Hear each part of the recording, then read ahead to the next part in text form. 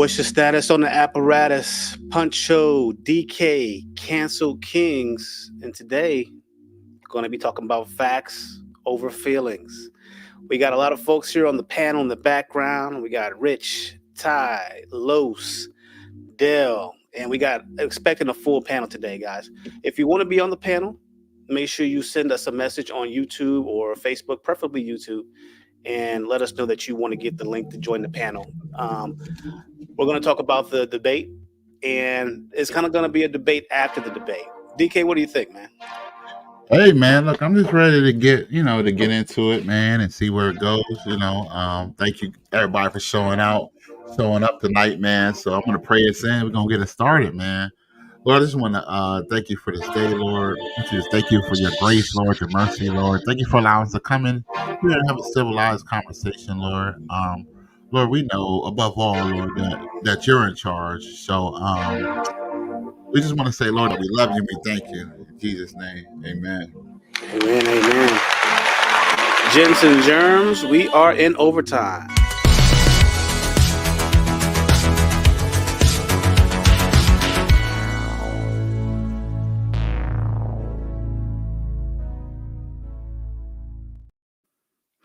All right, welcome, guys. Make sure you keep your mics muted if you're not talking, and we'll just throw it to DK and see what we got. Yeah. So, hey, listen. I know a lot of you guys, watched that debate last night, and everybody has their feelings. So, before I even get started with anything, man, I'm just gonna open it up to you guys. Tell me how you guys felt about it, what you thought about it. So you guys can unmute. Let me know. What do y'all think? What up? What up, Poncho? I What's like going on? that fit. Look like I thought I got on here with the Secret Service for a second. Like, oh, that's fun. But Everything you say can and will. I ain't got too much to say though. We listened to it all last night. We heard all the facts. I think everything that was said, both parties, they said some good things. I think Camilla Harris though, she made a lot more sense with some of the points she brought across and made. So I think she she nailed it. She nailed it yesterday. I understand. I listened and heard everything. So I don't really got too much feelings. I think the feelings come from the other side of the party that was disagreeing with a lot of it. And we even seen it last night. We seen him get in his feelings. The Republicans are catching feelings, you said. Oh, don't. See, I'm just saying though. They was in their feelings and it showed from their leader, based off the fact that was being thrown at him. He took it personal, and that's the side. That's just how I seen it. That's how we seen it. Mm. Right. Hey, hey, Rich. I don't know if you and Los are together, but it sounds like I'm getting feedback. Like you must be with somebody else who's on there too. Hey, Ty, what you think about it, man? Ty's a good brother, good friend of mine, man. What And a you great driver. and a great driver. Yes, he is a great driver. The camera a little backwards, but I don't know what's going on with you. But it's backwards because it's on my charger. I told you that. Oh yeah. All right, well, go ahead. We can hear you though. Tell me what you thought about it. Um, okay, let me lift up. So, There you go. first of all, I want to say good evening, fellas, especially you, Punch. Um, I ain't seen you since June 1st. We had a great trip. We need to do Mm. that again. And now, my personal view is, I think the first gentleman, I didn't catch the name, but I agree with everything he just said. Kamala took the bull by the horns and tossed it all about. In my personal opinion, and yes, I am biased, but she ate his lunch on national TV. Mm. Mm. Okay. Now, my view is, or my question would be, why would his team allow him on a televised show to try to win an argument with a woman? Okay. I'm gonna leave that for y'all to discuss because that don't make sense to me. That don't make sense. I get it.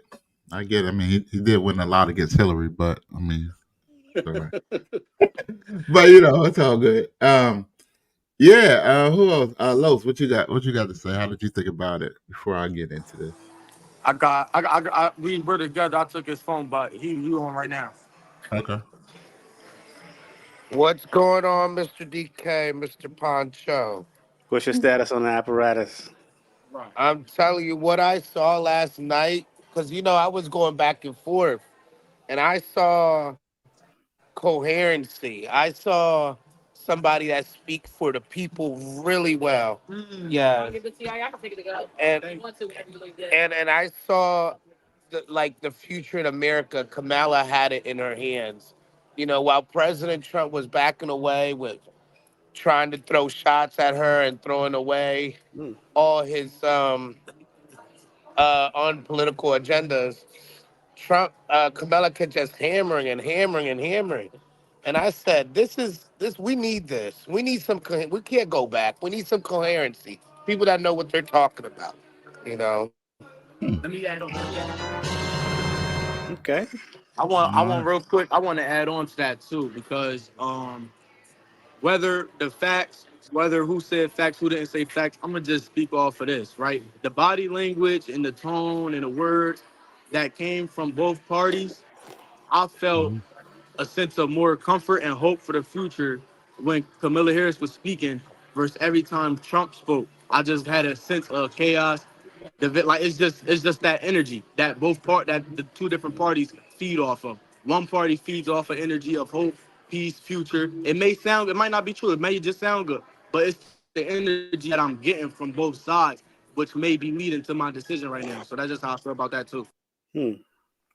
Nice, nice. Jay, how you feel about that? Did you watch it last night, Jay? How you feel about it? I didn't get to watch the whole debate, so I really can't say too much. I've seen a couple of snippets, but from what I've seen, look like they touched based on some things. I know a climate change.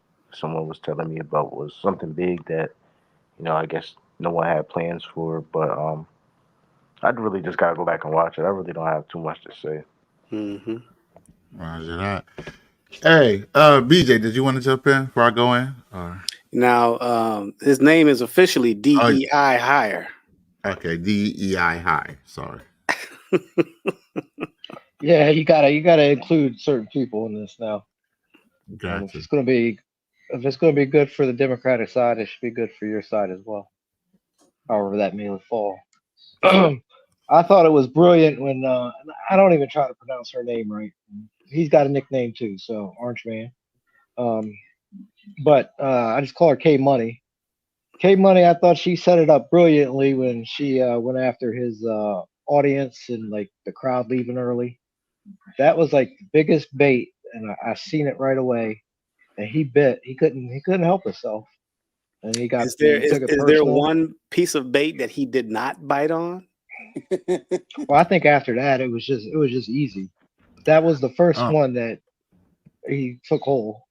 So I give her a lot of credit for setting them up that way. So that was good.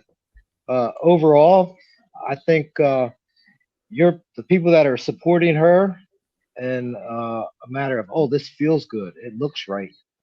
It's just like her policies. There's no actual specific route or travel that you're going to. You can't tell me. It just feels good.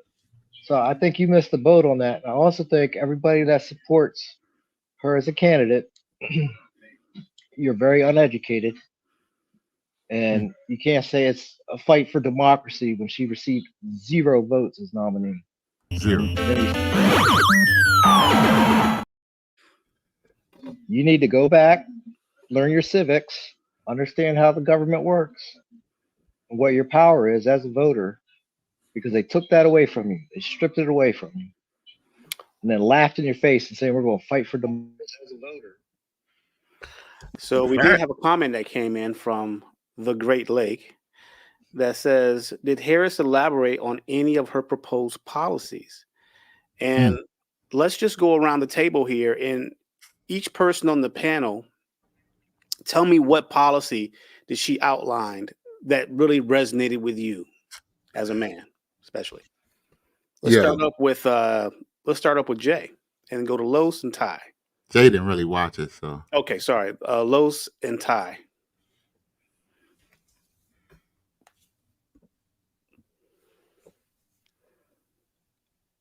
Whenever you're Well, ready. Ty will jump in until Los gets ready. All right, Okay. thanks, Ty. All right. Now, first and foremost, she can't have a policy. She can only have proposed policies because she is not the president.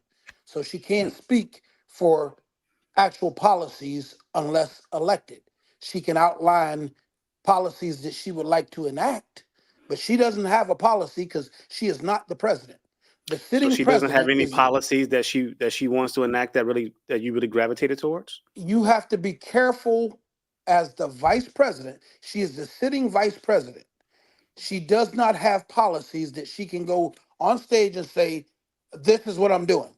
Because for 2 months, she's still the vice president. The president holds the cards. Well, So she did have at least two things that she outlined that were priorities for Middle America. You don't recall that? she outlined a few more than two, but yeah, I understand what you're saying. But they're not policies; they're proposed policies that she Right. is looking to enact and Yeah, counting on us to get her over that hump. yeah, Ty. I think the guy who asked, or sorry, the person who asked the question, he did say any of her proposed policies. Okay. That's true. Yeah. Well, So which one resonated most with you, Ty? well, I because I have a daughter, the startup home money was one of the things that I think, like, I don't see it come to fruition, but I'm hopeful. I can't lie to you. I'm hopeful. It's the student loan thing that everybody is saying didn't take place. It took place, bro. I got proof. It took place. So I'm hoping that she can get the startup money and the assistance that new home buyers would need to get going. So the one thing that is practical for you and your daughter. How old is your daughter? 30. So for you and your daughter, it's possible that she may be able to get that $25,000 for a potential home loan, right? It's possible. Okay. Yeah. I'm sorry. I Did you don't do the think it'll math on happen, that but yet? it's possible. Yeah.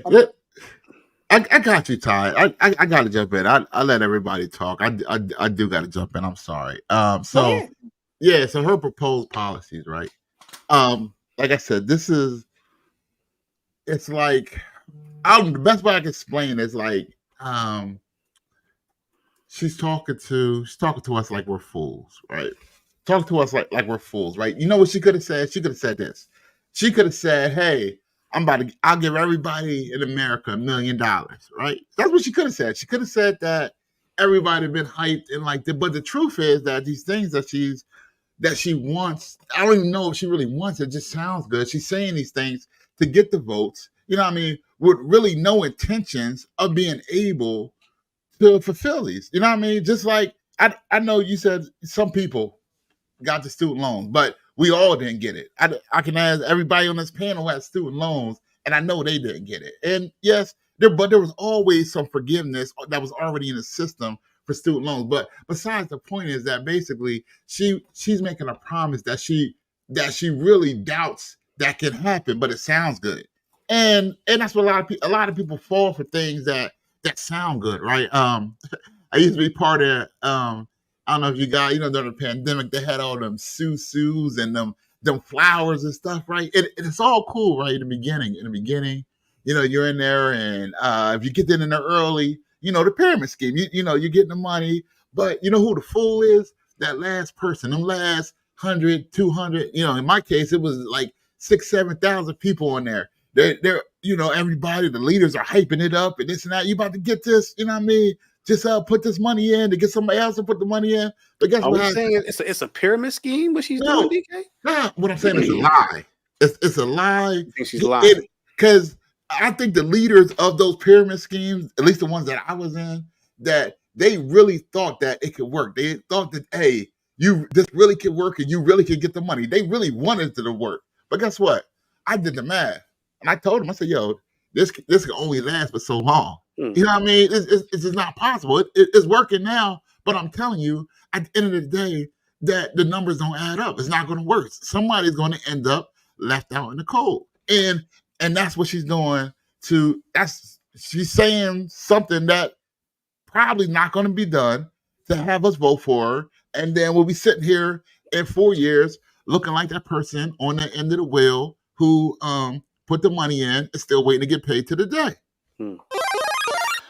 We did have another comment, maybe agreeing with you, DK, from Jay Hawk saying hope is not a plan. Interesting. Anybody else hear a policy last night from Kamala Harris that really hit them in the heart? Like, hey, this is what we've been waiting for. Well, personally, the medicine, I'm personally hoping that they cap pricing on medicine. I never would have. 4 years ago, didn't matter to me. 2 years ago, it mattered. I'm a diabetic, and let me tell you, brother, the $35 is nice, but when you buy all the pills that doctors prescribe black men for any little ailment, is a little more than I expected. I just feel So like that. you're liking the idea from the home loan, and you're also liking the idea of the assistance with medication. Yes. We have a comment here from Richard Hampton. Child tax credit, reinforcing the Affordable Care Act. Okay, anybody else? Hey, I just want to can I make a comment? This isn't a direct comment towards anybody's policies in the debate or anybody's policies in the whole campaign. It's just a general observation. I don't know about anybody else that's on the podcast right now, but I know me as a man, I stand on my own too, 10 toes down, 24/7, 365. I take care of myself. If I need something, I do it myself. The first time in my life, about 2 years ago, I took money from the government through my business. And at the end of the day, I ended up getting burned, and then it cost me more money than what I got from the government. And I'm a small business, and I'm a minority business owner, and I still got burned. So my comment is, we need to stop looking for somebody to do something for us. We need to stop looking for somebody to assist us with our medicines. We need to improve our health. We need to watch what we eat. We need to get up off our butts and exercise, so we don't need to take medicine. When it comes to home loans, we don't need to be borrowing money. We're one of the only countries in the world that finances homes. Every other country, you save your money, and when you got the money saved up, you buy your house. So I'm gonna get off my soapbox. I'm not gonna go into all the other, tentacles that come off of this, but we need to start looking at self. We need to start looking at ourselves before we need to start looking at people in the government to help us out and to take care of us. We need to start doing for ourselves and start looking in the mirror and saying, what can I do to make my life better right here today instead of relying on somebody else? But that's just my 2 cents. Okay. Anybody else? It sounds like the Jay Hawk was saying that we should do more of these things ourselves. Anybody else get something that was very powerful from Kamala Harris that they've been waiting for when it comes to policy?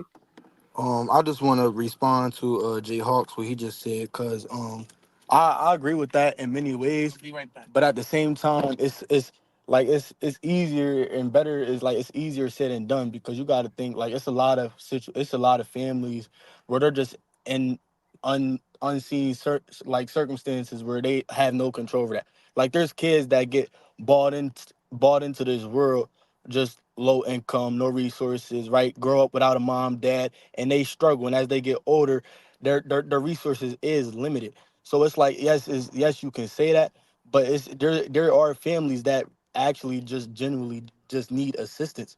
So it's like, would we just forget them about them, or like, what do they rely on?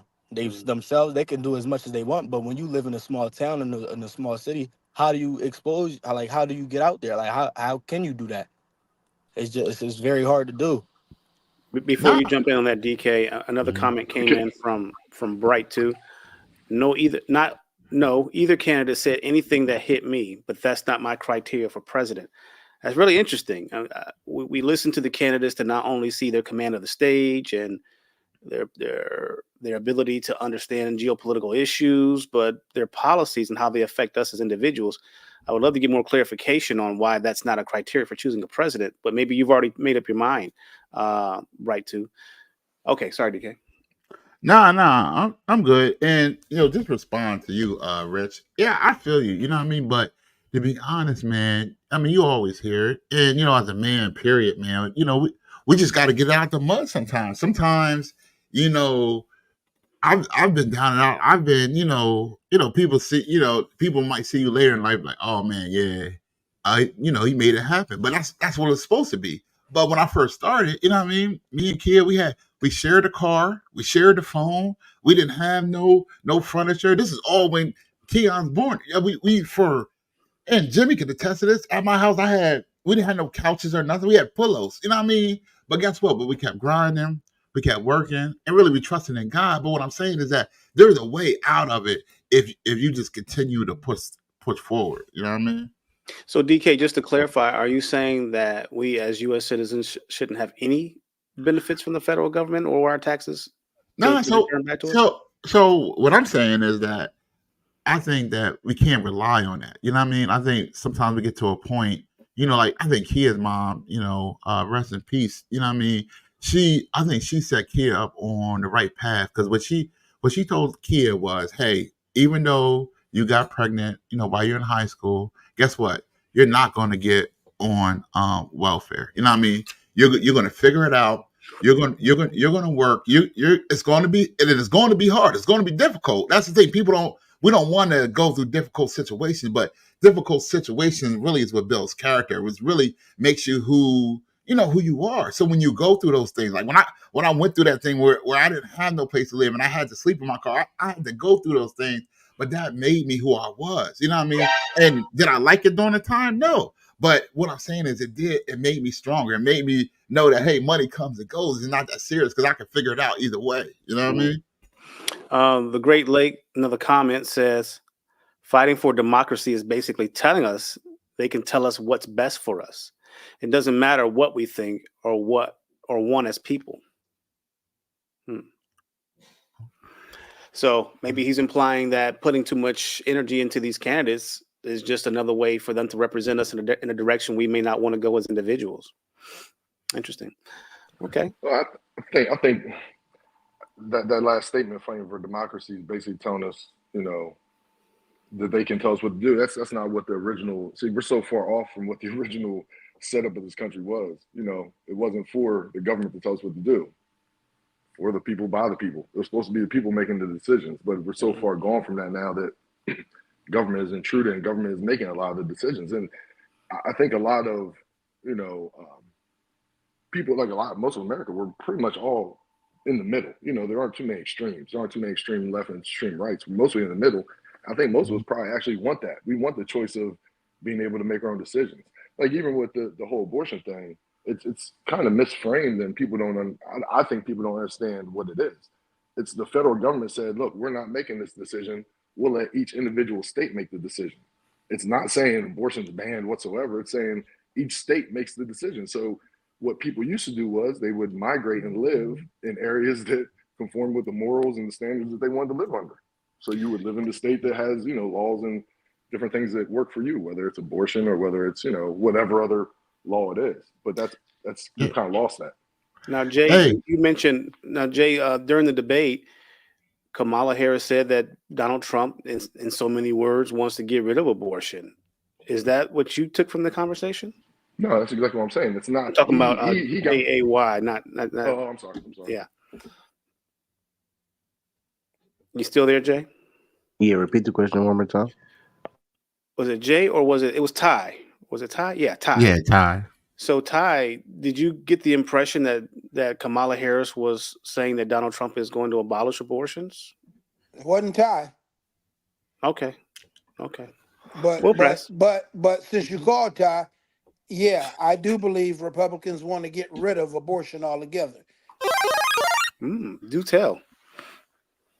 Oh Well, man, look at infertile. What is that? IVF. In vitro fertilization. That one. That's next on the list, and the morning after pill. Everything associated with it. In my opinion, they're trying to eliminate it. They're pro-life to a point. Once the child is born, they're ghost. So it's like you're saying that if the baby isn't born, they're all about the rights, but once the child is born, then you're on your own. Yeah, that's the way I see it. Yeah, for me, Ty, I just want to bring something. This is not the whole 13 through 16, but I do want to share this, right? So when I look at this, right, I look at Psalms 139, and this was like, I guess 13 and 14. It says, For you have formed me inward, for you have formed my inward parts. You knitted me together in my mother's womb. I praise you, for I am fearfully and wonderfully made, right? So when I think of abortion, right, this is my issue with it. And if whatever you want to do, you want to do. I'm pro life, right? But I do feel like, hey, there's certain circumstances, right? So for me, the certain circumstances are medical, incest, rape. Those are those are my criteria. My problem that I have with abortion is two main things. One is if it's used as a form of birth control, which I think it shouldn't be, because there's no other like condition where you can go in and, hey, I need some Percocets. Hey doctor, let me pay you and just give me some Percocets. No, there got to be something wrong with you, and I'll prescribe something to help you. But for abortions, hey, I just want to get rid of this. Can you do this for me? And it's okay, right? And whatever. And my second part that's wrong with we talk about, it's her woman's body, woman's choice. Okay, that's fine. But then when it comes to a man, and I gave some people this situation, this scenario the other day. You're with a female, and you guys are together, say for 2-3 years. You both decide, hey, let's conceive and have a child. Okay, so you guys lay down, conceive. She gets pregnant. Then say 3 months later, she gets caught cheating, and you're like, hey, I don't want to be with you, and she's upset with you, and she says, hey, you know what? Fine, I'm going to get rid of this kid. And you have no say in that. She can just say, okay, the kid's 3-4 months in her stomach. She says, okay, it's her body, her choice. Hey, I'm getting rid of your kid. And that's it. But then on the flip side, if it was the other way around, it's not like I could say, hey, okay, I don't want the kid anymore, but it's your body, your choice. You can have the kid, but you can still take me for child support. You know what I mean? What I'm saying is, it's like at minimum, Men have no rights. yeah, men have no rights, and then at maximum, it's murder, because God said He foreknew you in the womb. So I'm not talking about when the woman is, what I mean, where it might complicate her life, or she got raped. I'm not talking about that. I'm talking about what 98% of the abortions are: birth control, or a woman trying to get back at a man. That's what a problem is for me, man. Okay. Anybody else want to jump in on that? Hey, can I say something? Feel free. All right. What's up, Paige? This is What's going on? Denoris. Good to see you. So man. listen, when we talking about abortion, and of course they switched abortion from federal to state. That's cool. Everybody says that's cool.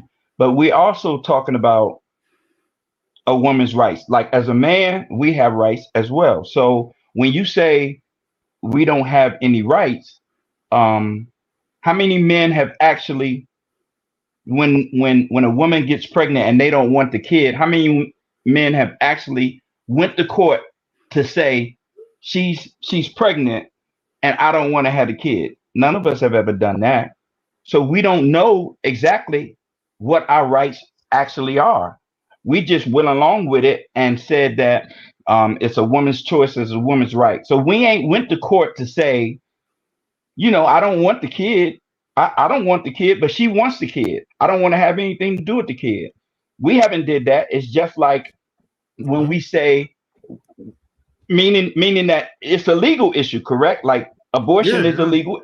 It's a legal issue, right? So that means if it's a legal issue, then we have some type of legal stance to go to court and say, she's having this baby. I don't want to have this baby. She was a jump off. She was whatever. I don't want to have this baby. I don't want to have anything to do with this baby. I want to relinquish my rights to this baby and responsibility. No man has ever done that. So you're talking about a financial abortion. Doesn't exist, exactly like you said. Would you be opposed to legislation being created that supported a financial, quote unquote, abortion? Yes. Yeah, why not break up families even more? Because that's we don't have enough broken families in the country. We don't have enough broken families in the country. But see, that's the whole thing. We coming on the auspices that a family is just not someone that you have a baby with. Like that doesn't make you a family because you have a baby with someone. That don't misconstrue family with just having sex and a baby came out of it. Most of us are a product of accidental birth. Our parents were not planning to have us. There was no discussion in having us and bringing us into this world. There was no discussion. So when you say family, a family should we is continue to promote that dysfunction? We're moving outside of the way we know things work best with the mother and father that are committed in one home with the children. Are we saying that we should just, we're already screwed up, we should just continue down that path? no, I'm not saying that either. But what I am saying is what I am saying is just because you have sex with a woman and she gets pregnant does not make you family. Does not make you love. That's not the definition of family for me anyway. For me, that is not the definition of family. Family is two people. Well, not two people, but family is a wife, a husband, and children in one home growing together. It's not a boyfriend and a girlfriend that just so happens to have a kid. That's not a family. That's not a family. Go ahead. We're talking semantics. So let's take the semantics out of it and let's just say, like Puncho alluded to, a majority of our problems in society come from single parent homes. So it doesn't make sense to create more of that. The farms that are creating the issues, there's no reason to create more of those farms. We need to go in the other direction and work on rebuilding the families. So what you said, the families, to what you described, we need to work to rebuild that. Is my view. Right. Exactly. So that then means stop having sex with anyone. Right? You're absolutely, you are 1,000% correct. Me and DK had this conversation earlier. It's on both of us. It's on the men and the women to make the correct decision. So we gotta go back to the root of the problem. Now, we agree, and that's what I mean. We're all towards the middle. We all agree on stuff. We just have little differences that we don't agree on. But I agree with you. I agree with you. Right. And you asked the question earlier, did any one of them say anything or present any policies that just stuck to us?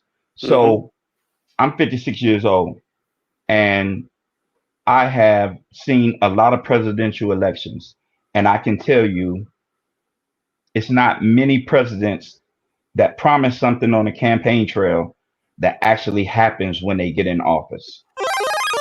Yeah. So I actually know that when they're campaigning, they are trying to appease. So in appeasement, they will say what they think people want to hear, because you alluded to it when we was talking a couple of weeks back. The president and the vice president only signs laws. They sign them. They don't pass them. They sign them into law. That means congressmen or Senate, House of Representatives and senators present a bill to the president to make it a law. The president is not presenting the bill. They're not working on the bill. Well, you bring up a really good and interesting point. For the layperson, a lot of what we're dealing with these debates, they're just playing to the middle to get as many votes as possible. You're right about that. Exactly. The hard and sober truth is most of these candidates, before they even get on the stage and do their campaign runs, they've already talked to their big donors and they've already made the necessary concessions to do what they want them to do. So the donors are saying, hey, I know you're having this issue with fracking, or you're talking about getting rid of illegal immigrants, but this is what I'm paying you to do. Are you going to do this? Yes, you will. Okay, here's your $20 million. So for the layperson and the vast majority of Americans, we're not really seeing the candidates have a real dedication to what we're saying. But you know what they can't do? They're not screwing over the people that are giving them the big money, the lobbyists, your Boeing, your Raytheons, your Planned Parenthood, your NRA. Lockwood and Smith, and exactly. So now going back to your same point again, this is where we're screwing up as people. and then we'll get back on topic for DK after I get on my soapbox for a second. We're screwing up as a people because we're not lobbying for any kind of results. As Black folks, especially, or people that are from urban communities, or, you know, not everybody on here is Black, just to let you guys know, we have no requirement whatsoever, for the most part, of either of these political candidates. Right. No obligation, we're not holding them to any standard, nothing. What they're giving us, and the thing that frustrates me with Kamala Harris, is she gives us twerking and Megan Thee Stallion. Donald Trump just throws a blanket over us and says, well, if it's good for the goose, it's good for the gander. Because we have no ability to leverage our political power, our vote, and our economic status as people to make a difference. Right. Sorry about that, DK, but I wanted to get that salvo off. No, I got you. I just wanted to President Hampton's thing he said on abortion issue. He said Trump has said it would be states' rights issues, and VD Vance says Trump will sign the national ban. Trump has the opportunity to lay out his thoughts that he chose not to. He then claims people are killing babies after birth. That's an outright lie. I feel like he should be clear on what his stance is, and I feel you, but let me tell you this: that's actually not an outright lie. I know this is what your boy, truth over facts. You know, I mean, that's your boy Biden. Choose truth over facts.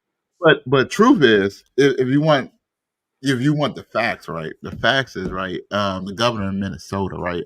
Tim Walz, right? So I think, at least I don't know if this is what Trump meant, but if I was saying it, maybe this is what he meant by it.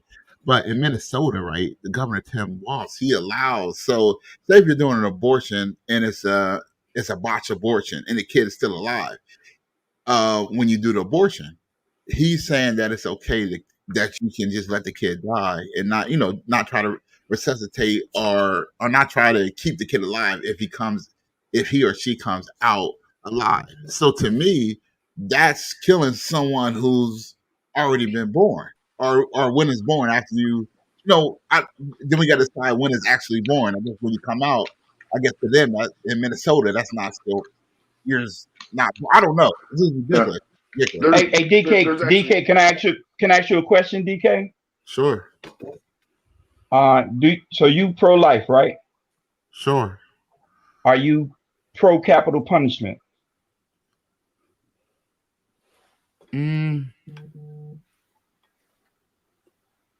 No. You're not pro-capital. So you're against capital punishment, right? So in that stance, you are correct. But let's switch it to the other end.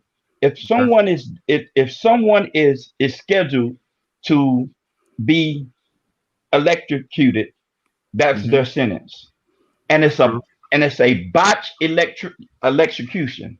It's botched. Does that person get to still live? He doesn't, but he should. You know what I mean? Why should he? He's been sentenced to death by electrocution. Right. So basically, we're sentencing our kids to death for being born.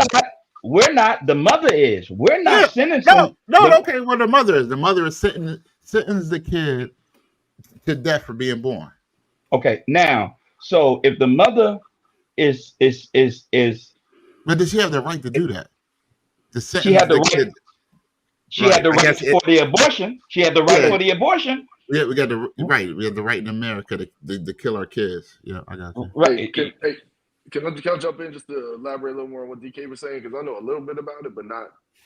But so there's I think 18 states, because there was a governor from I believe West Virginia that was talking about it, and once again, like I said earlier about the semantics, it just comes down to verbiage. So basically, in the laws in those states, it doesn't have the verbiage to say when the last point in abortion can be done. It leaves it open for that case, where there's a medical issue where they have to do it after birth.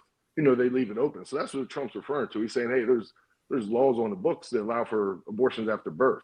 So it's not a lie. They technically are on the books like that. But once again, what we do is it turns into a fight about words, and we're missing the whole point. Like, we're arguing over words, and we're not even really arguing about what the real issue is.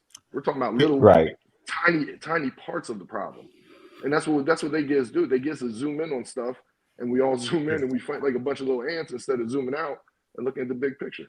So, hey, real quick, bro. Hey, bro. I do get your point. I see what you're saying. I don't really like disagree with you probably as much as I might sound. So I apologize if I do.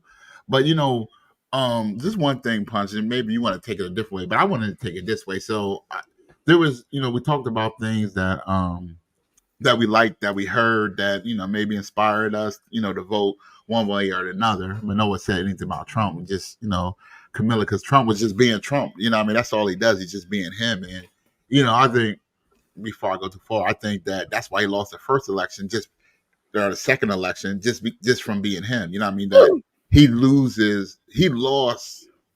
himself. Biden didn't beat him. He beat himself by just saying stupid things, this and that. But that's neither here or there. But what I wanted to say is something that really bothered me, right? This bothered me to my core, right?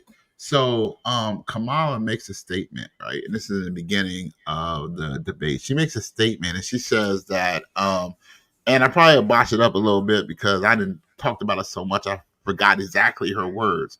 But paraphrasing, basically said the January 6th was the worst attack on our democracy in U.S. history, right? And I said to myself, think about this. That was 9/10/24. Today is 9/11. And I'm not saying January 6th was good or nothing like that, but can you compare January 6th to 9/11 or Pearl Harbor? We're talking about, she said, since the Civil War. Just those two events alone, how can you compare January 6th to that? And to me, that was just ignorant. All the way ignorant. Yeah, go ahead. But I'm a pivot off what you're saying. So she was saying, okay, so I think you're conflating the two together, in that January 6th was a attack against democracy. Pearl Harbor and 9/11 was attack against the nation. Do you understand what I'm saying? They were attacking the nation of the United States. January 6th was attacking. No, they're not. They didn't attack us because we're a democracy. They attacked us because we're attacking them. They did. They attacked us for what we stand for. Everything that we stand for, that's what they don't like. Do you honestly believe that? Wait a minute. Do you honestly believe that someone took a plane? Yeah. Listen, man, I was in the Navy, so I was in the Air Force at the same time when this happened. Okay, I was right there. So listen, I was in the Navy, and 9/11 had why the World Trade Center, why the Pentagon, and why the White House? Why those three targets? To destroy a democracy. You take out the government economic system. No. They were destroying the people that were attacking them, right? They were destroying the engine that were attacking them. So the World Trade Center. Your mic's coming in real hot, bro. I'm sorry. Yeah, maybe you're yelling or maybe it's close to your mouth. Just check out. They wanted to destroy America. That's what they want. Death to America. Death to the democracy. Death to who we are. That's what they want. Exactly what they say. They say that all the time. I'm not making this up. They say death to America, the nation, not death to democracy. Yes, they do. We're not the only democracy in the world. If that's the case, then they would attack every democracy in the world. Well, I will give some clarification. I'm actually an expert in international terrorism, and when they are attacking us, it's because we are the most obvious. We're considered the great Satan. If they could get their hands on the democracy in Sweden, the democracy in Afghanistan, the democracy in Ireland, the democracy anywhere that doesn't agree with Sharia law, they would destroy it. So I do push back a little bit on that. It's just that we're considered the most evil of all democracies. If it's not Sharia law when it comes to these Islamic extremists, it's apostate, and it's something that they want to destroy, according to what the Quran teaches. And they can't touch smaller democracies, because if they touch smaller democracies, the big dogs will come in and do something. So that's why they Punch. they have to come to the head. Hey, Punch, what other democracy has attacked any state in the middle? I ain't even gonna call it the Middle East, but in the middle, I am in the Middle East. What other democracies have attacked any other state in the Middle East? Australia, New England, Great Britain, Canada, No. Poland, UK. But they were a part of what? The United Nations, right? No, the Five Eyes, they are our closest allies, but they are democracies and they're also Western countries. So and they were acting on the behest of us, correct? They don't have them. to do anything. Those are sovereign nations. What I'm saying is those countries are against anything that's not an Islamic Sharia law. If it's a democracy, if it's a kingdom, if it's me having my own fiefdom in my home, it's got to go according to Sharia law. If it does not submit to Allah. So let's get back on track, DK. What else did you have, man? All right. So all right, let me stay on track because I did have something else I want to say. We had a question here. Let's get back to that question. If you guys leave questions on YouTube or on our main Facebook account, we will address those. Somebody said, sorry, where's it at here? All right. Do we have a democracy or a republic? Pancho, we need a definitive ask. I would like to see a higher minimum wage, John Lewis Voting Rights Act, George Floyd Policing Act, public transportation investments, and public housing investments. So he's saying we need to, I was talking about earlier that we put no requirements on these politicians like our brothers from the Jewish community, like our friends in the military industrial complex. We put no requirements on the people that are representing us in office. So therefore they don't feel like they owe us anything, maybe except for, a couple, rap videos and some other little silly stuff they put before us. And we had another question here. Do you guys feel we should have a democracy or republic?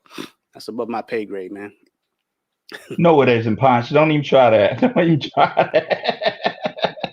Real quick, while that question was asked, I'm just going to add this in too real quick, what we all just spoke on previously, right? One thing about 9/11, and I'm gonna keep it about the American people, right? 9/11, as tragic, as bad, as heartbreaking as it was, the American people came together like never before. They came together through that tragic moment. What happened on January 6th, Donald Trump's goal was to divided the country for longevity. The country is still divided. We still have issues off that fact. So it's not about it's not about what it's about us. And you notice 9/11, the American, y'all came together, y'all fought back, all that. January 6th, they were fighting each other. They was fighting our government. I think that's the difference right there. That's the difference right there. He's comparing an external threat to an internal threat. I get you, but you can, them two. That's like mentioning LeBron James and Rondo in the same sentence as being the greatest NBA players. It's just you can't mention those two together. It doesn't line up. So, come on. DK. When you think about 9/11, right? And when I'm talking about attack of America, and I don't agree with January 6th either. I'm not saying that. But when I look at attacks of America and our democracy, yes, we rallied together and all of that. But that, to me, well, if you talk about the worst thing that happened on American soil since the Civil War, come on, it's not even close to right. I mean, you look at all the. I mean, we look. Hold on, real quick. We look at all the riots that went on. You know what I mean, during COVID or during George Floyd, and I mean, and maybe we were right for doing that. But I'm saying, you don't think that divided America? You don't think those? I mean, we don't talk about those at all. All the people that died during those things and all the property that was destroyed, all of that didn't divide America. But you say January 6th is bigger than 9/11? Come on, man. DK, the reason why she said the Civil War, because it was Americans fighting Americans. It was Americans fighting Americans over a political issue. That's why she's equated it to the Civil War. So January 6th was Americans going against the American people, which was So, the American people had voted uh-huh. and they had spoken, and some American people didn't like that vote, so Okay. they went to the Capitol. Right. So I mean, so does that? So if we say that, so you're saying that's the worst time. So we think about the riot. So I mean, we go all the way back to the '90s. We see what Rodney King, right? And you think about all the people that died during there, right? That was Americans fighting Americans, right? Over a Yeah, judgment that was wrong. You know what I mean? But you saying that January 6th, I mean, more people died, you know what I mean, during the Rodney King thing, more property was destroyed during there. But we don't bring none of that up. But we bring January Well, I 6th think I like think we're it's talking. 9/11. I think it's domestic issues, domestic, crime versus something that was politically motivated from another political party.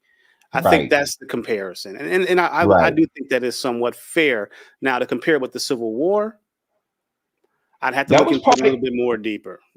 That was along party lines too. That was Yeah, Republicans and Democrats. That was yeah. a that I'm was not disagreeing. I'm just saying, has there been anything else since the Civil War or before that's oh yeah, more equal to a January 6th, as opposed to civil rights saying movement, civil rights movement, maybe. that is a good example, actually, because the civil rights movement Hmm. was somewhat of a political thing, and it was Yes, they thought they were going to have a civil war if they didn't give those civil rights out, according to Johnson. exactly, But that I don't exactly. know. I don't know. Maybe and maybe she has a short memory when it comes to that.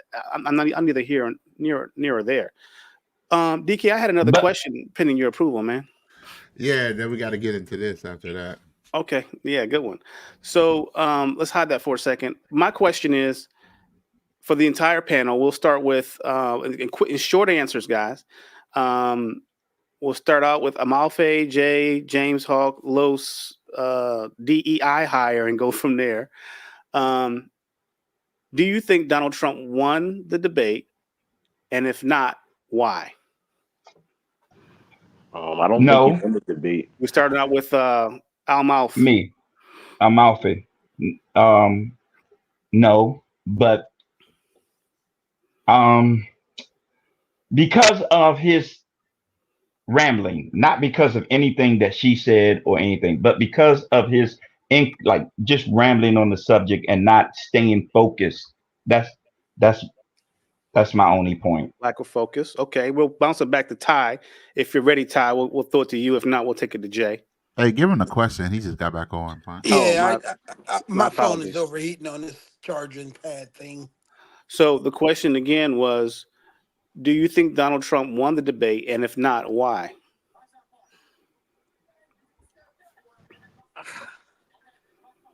No, I don't think he won it simply because he wouldn't answer any of the questions. He had opportunities to answer questions, and he had opportunities to ask her to clarify her response, shall we say. He didn't Hmm. either. He danced around and didn't answer his stance on abortion, didn't answer. He still doesn't believe the election was fair and free, which to me that's a problem. I don't care how you cut it, that's a problem. Hmm. Because that is a huge source of division in this country right now. That's just one of the many things that he has personally taking under his like he had opportunities to correct a lot of things and he will not do it. Okay.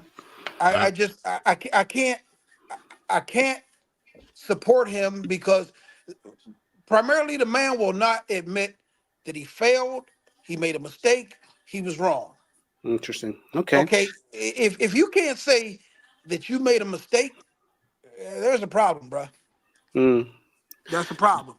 Jay, what do you think? And then we'll pass it off to James Hawkins. Um, I believe it was like a dog and a cat fight, from what I had seen.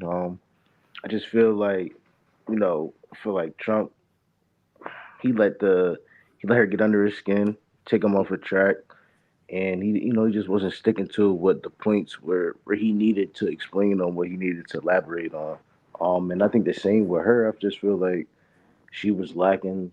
a couple of key points from what I had seen. Like I said, I didn't watch the whole debate, but I just feel like she got under his skin, um, and took him off a track of what he needed to bring to the table. But I definitely do feel like, from what I seen, that he lost that debate.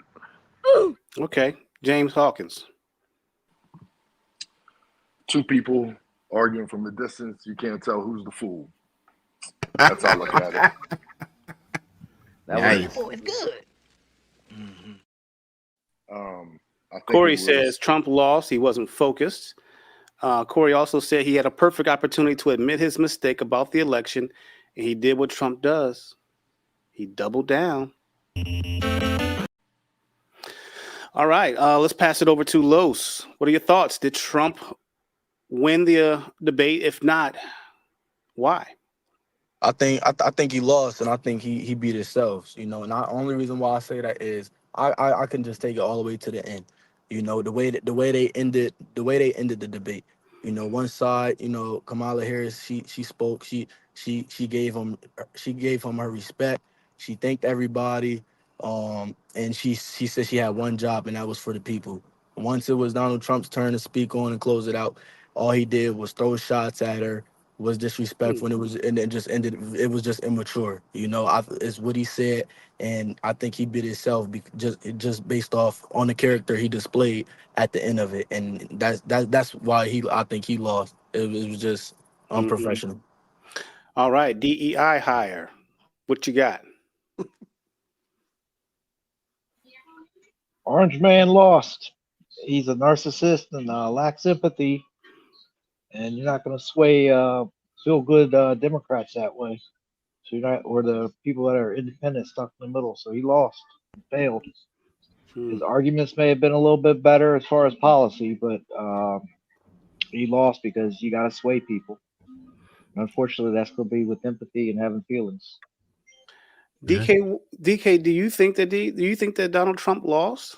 Oh, for sure, 100%, man. I think he lost, not in policies, not in whatever, but he lost because just being him. The thing is, and I said this before, every time he comes up, he speaks like he's speaking at a rally. You know what I mean? Even in debate, it worked against Biden, but it's always, he's just always doing him. You know what I mean?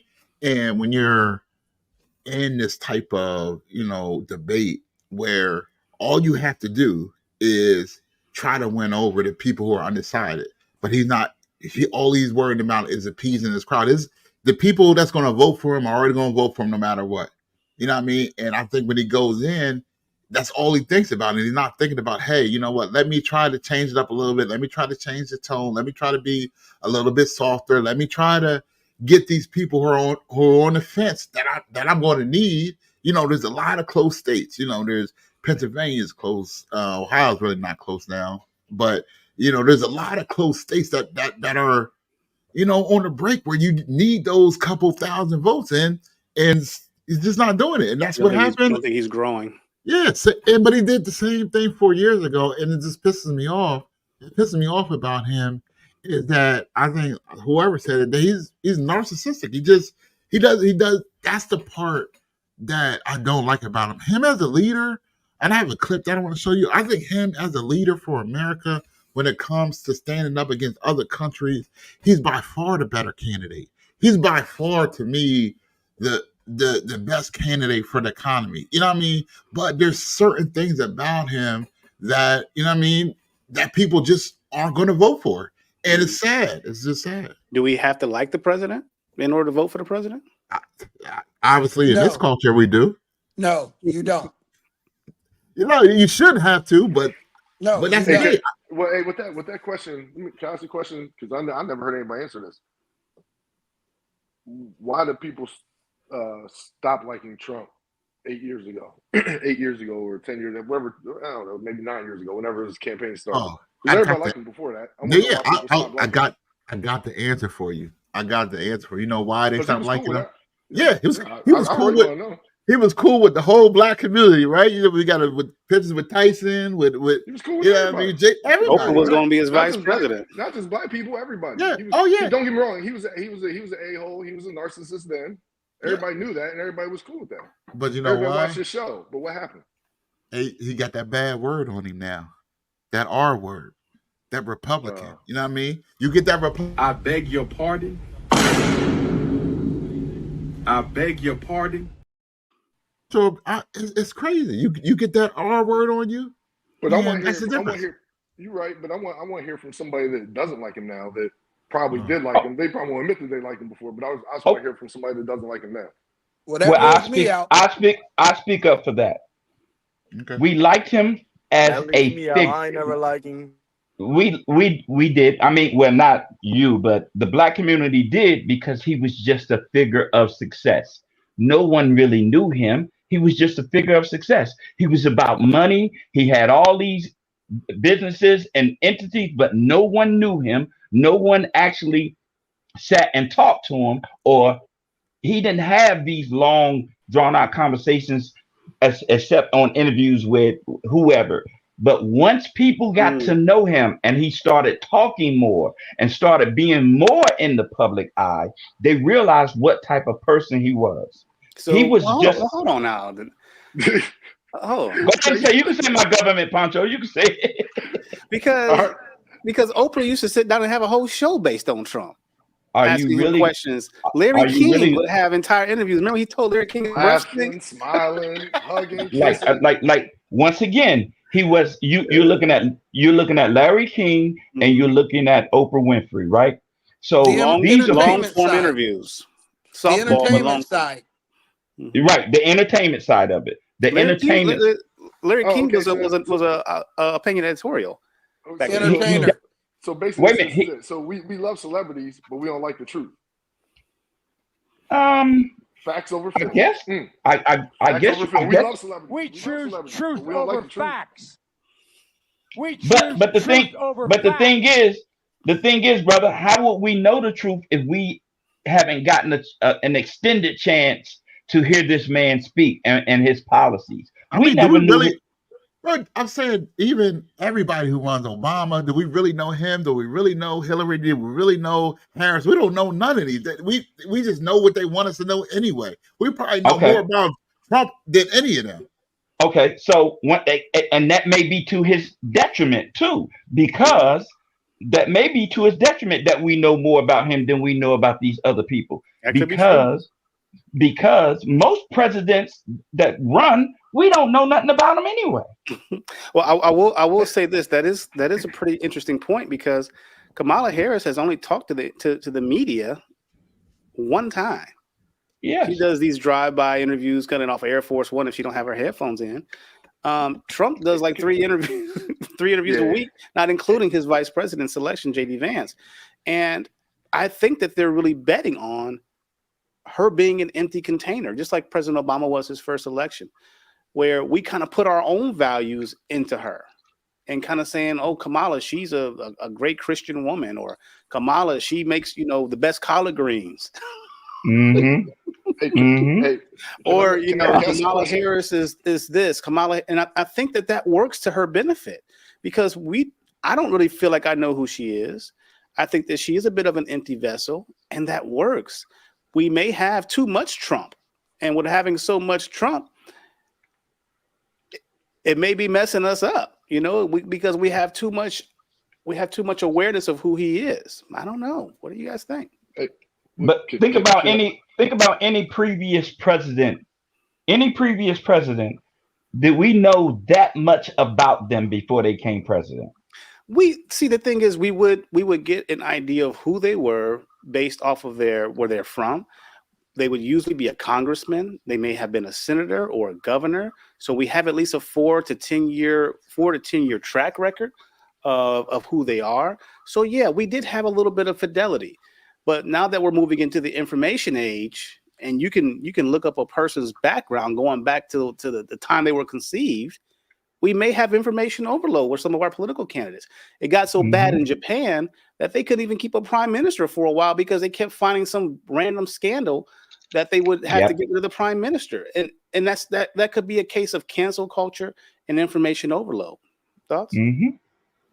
I agree. I agree with you. I think what you said about Kamala being absent, it does work for her because now you have to make the decision on your own merit. Like you have to make a decision. Whereas Trump, he gives you ammunition, right? He openly gives you, he either giving you ammunition to save himself or ammunition to shoot himself in the foot. But he's given all ammunition. Yeah. Q says we've had both for 4 years each, so we all have a sample size of their policy and their track record. I think that's true, and we do get to know people even when we don't know them. To Q's point, for example, with Kamala Harris, where she was saying that there will be no more fracking. She's going to have a mandatory buyback program for weapons. Where she was saying she wanted to get rid of privatized insurance. Complete 180 on all these topics. We don't know who she is, but we know that at a minimum she's a liar like every other politician, right? And with Donald Trump, we already know he's lying if he's talking, he's lying to the point where we see it as comedy now. So we've kind of gotten ourselves to a point where I don't know. It is a bit of an issue. Any thoughts on that, guys? What do you got, DK? But he's not a good person. Okay, he's not a good person. He's not a good person. He said he's a Christian. He's what? He said he's a Christian. He's what? One more time, bro. One more time. Donald Trump specifically said that he was a Christian. The Christian vote. I ain't even gonna touch that one. What I will, cause 2 Corinthians is all you need to know. I ain't gonna touch that one. That doesn't make sense. What I'm gonna say is this: I've never liked him dating back to April of 1989. Oh my What goodness! you talking Y'all about, went to high brother? school together. When I read at the end of April that he had taken out a $1 million full-page ad for a couple 14 and 3 Central Park 15-year-olds, okay? I got a problem with that. Now, all of my animosity towards him goes right back to that date because I can tell you, I used to go into his casinos in New Jersey and lose my ass. Okay? Oh, Lord. Yep. But after Stop it. Get some help. after learning that, I was like, I can't do this. And now, in the 35 years, he's He hasn't never taken an apologized. opportunity to say, I'm sorry? He hasn't apologized, right? Yeah, and I mean, that says all you need to know. The man cannot admit he ever made a mistake. Nah, but Ty, Can I ask? but hold on. Can I ask Okay, go ahead. You got it. You got it. Yep. Ty, Yes, sir. how do you feel about all the minorities and underprivileged people Kamala locked up? You nor I don't have any statistics on the people that Kamala allegedly locked up. Okay. Play the video. Play the video, Punch. Hang on. Right, Of what video? all the people that they claim she locked up, there was one that we can find. You don't go to prison for those small amounts of marijuana and drugs in California. Everybody will be in jail. So you got to come with something better than that, because at the same time, Hop, you and I locked up people for small amounts of drugs. Hey, Ty, can I address? the DA, but I just You gotta be careful. The noise, your mic's coming in real hot. It's cracking. Okay, I'm sorry. You going to him for what he did against minorities? But I'm asking you what you feel about her doing the same thing against minorities. She didn't do the same thing against minorities. She, if you take away somebody's freedom, if you take away somebody's freedom versus trying to get somebody locked up, she didn't try to kill nobody. No, she had evidence. You're taking away somebody's freedom. Bro, she had evidence to release him. And what release him? We're just going to talk about the one guy. She had the evidence, and the court forced her to release the evidence that would release him. Come on now, man. I mean, I'm just saying, it's a double standard, but it's okay, though. Double standard, yeah. I'm not saying it's double standard. I'm saying five, they weren't even 16 years old. I'm not disagreeing with you. No. Hold on, but hold on. I will disagree. But let me tell you this. Please.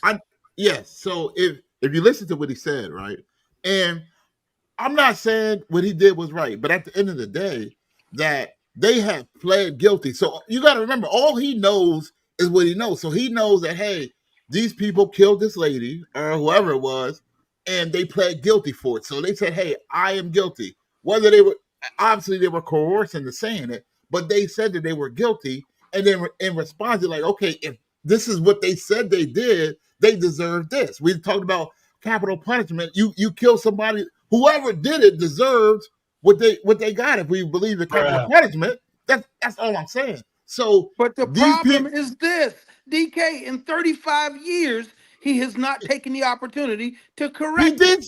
No, but what I'm saying, he did. That's what he said. He said they pled guilty, and the reason why I did that because they said that they did it. What I mean, as he's just a citizen. That's all that he knows is that they said, "Hey, I did it." They didn't go to court and was found guilty. They said that I did it. That's what he knows. But You're but saying D, so. but DK, when the evidence came out that they didn't do it, this is what Ty's talking about. When the evidence came out that they did not do this, Donald Trump did not apologize. When the evidence came out that they didn't do it, Donald Trump didn't apologize. But Punch, I wanna address the Kamala Harris thing about all the minorities that she locked up. So as a state attorney or attorney general, whatever she was during that time, she is presented with cases before her. She didn't lock anyone up. They got locked up. They went to court, got prosecuted. Now, during the same time that these things were going on, the state Senate was pressuring her to let out because the California prison systems were overcrowded. The state Senate was pressuring her to let prisoners out early, and she wasn't doing that. She was not letting them out early. They was doing the maximum time of their sentence. So when you say Kamala Harris locked up all these minorities, no, she prosecuted them. And what prosecutor doesn't prosecute cases in front of them? How many prosecutors do you know will say, Your Honor, we found evidence that these are people are innocent, so we're going to let them go? That's not their job. That's not their That's job. not Real their quick, we got job. a comment from Corey Mayfield. The number of people that Harris sent to state prison was 45. That's fact checked. Is that 45 people that were innocent that she sent to prison? We'd like to get some fidelity on that. And Q says the DA that convicted the Central Park Five was Democrat, and no one is saying anything about that. Trump didn't convict them. No one said Trump convicted them. Well, the original said question Trump also, took out. the original, just to revector the conversation, the original question was about the morals of the two candidates. And you mentioned that he is a unrepentant person that's egotistical. And then it was brought up that Kamala Harris, because he wanted to get rid of the Central Park Five. And then it was brought up that Kamala Harris has also put men behind bars, specifically black men. So does this modify your thinking at all, or is everyone still right in the long run? If that's to me, I Mhm. stand by what I said. The man is not a good person, and nobody on this podcast can argue that. Nobody. Ty, I got a question. Yes, sir. Okay, if you say he's not a good person, can No. he be a good president? Not in my opinion. Okay. So can he be a good leader? No. Okay. I just don't believe he can, because I'm looking at look at his first try. I don't think he proved anything to me that I didn't know, other than he was willing to go the extra mile for himself. Come on. Well, let's talk about this, right? So think about this, right? So I discussed this earlier with people. So we talk about, I'm just talking about him and Harris being leaders, being presidential in the sense of being a leader for the country, right? So Harris is tasked with going over to Russia and Ukraine, right? To stop the war before it happens. She goes over there, and she goes and talks to the non-aggressor, right? Because Russia's the aggressor. So she's going over there to make peace. But she goes and talks to Ukraine. She says she gives them intelligence, this and that. But I'm saying, if your job as a leader, you're representing the United States of America, right? What you should have, in my eyes, what you should have done was to go over to Russia and be like, hey, listen, you if first go there peaceful, like, hey, listen, we don't want you to do this. Let's try to figure something out. Or number two, hey, if you do this, it's going to be consequences for that. But she didn't do that as a leader. What she did, she took the passive side. She goes over, doesn't talk to Russia at all, talks to Ukraine, gives them some things. So she wanted the war. She talked about she wanted peace. She didn't go over there. If she went over for peace, she'd have talked to Russia. You don't go over there and talk to Ukraine if you want peace. You know what I mean? It's a whole bunch of it's a whole bunch of bull malarkey. I beg your pardon. I beg your pardon. DK, America didn't want peace in Ukraine.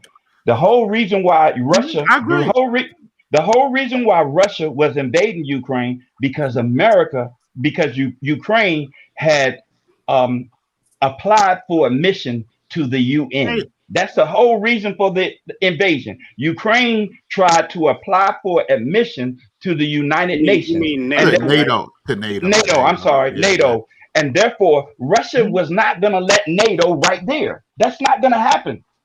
That's not going to happen. No, I got it, but I'm saying my point of saying is that if you want, she said that she went over there to have peace, right? That's what she said. That's what she said last night. She said, I went over there, you know what I mean, to talk peace. It did look bad on her because she's saying that she went over there, and she talked to the more she talked to Zelensky. She didn't talk to Putin, and then the war breaks out 3 days later. I do think that sounds a little weak. You know, I think that most people who want to start who want to defuse a conflict, you need to go to the bully rather than go to the person being bullied. That's just how I see that. One real quick from Corey Mayfield. Corey says, "How are you a good leader with no morals, character, or values?" Talking about Donald Trump, I would presume. Who are you leading? Who's following you? And guys, remember, if you're on here right now, we got a bunch of people, almost a couple dozen people watching. Like the video, share the video, even maybe subscribe. The algorithm is brutal with us, so help us out. Give us a like and leave a comment. All right, back to the So real quick, Punch, can you know what I mean? When I talk, can you play that video that I sent you? Which one? About when he talked to the Taliban. Okay, you guys get it up. I'll talk while you get it up. Yeah. So what I'm saying is, I believe that America, you know what I mean, is the greatest country in the world by far. Does anyone else get that loop? Hey, can you hold on, Tajay? That's Tajay. Can you turn the phone down real quick? At least when I'm talking. So when it comes, I believe that America is the greatest country in the world, especially when it comes to military, right? And she made a statement yesterday, said, hey, right now we have the strongest force. You're talking about NATO, right? And what I told people, if America leaves NATO, right, Russia can destroy every country in there. China can destroy every country in there. Maybe even India can destroy every country in there. And what makes NATO is us, right? And it's just so sad. You know, when Trump got in, you know, we forget this so much that he went to NATO and was like, hey, you know what? If you guys don't pay your fair share, if you guys don't ante up, then we're leaving. And guess what they start doing? They start paying. But now, you know, it is what it is. Got the video here. Just give me a second to process it. But I can say I've worked with a lot of NATO countries, with a lot of our allies, and they don't seem like they pull their fair share a lot. At all. I wasn't too opposed to being a little bit more assertive with those countries. Even when we were in Afghanistan, there was a big controversy with General McChrystal, where he said that, you know, he said that ISAF, which was International Security Afghanistan, I think is what it stood for. And he said that stand for ISAF, in sandals and flip-flops. And I'm not kidding you. Every time I went over to the New Kabul compound over in Afghanistan, these guys are playing soccer over there. These guys are sitting at the chow hall, and I'm like, we're over here dying. So I wasn't too opposed to that back in the day, but I can see also the leadership issues.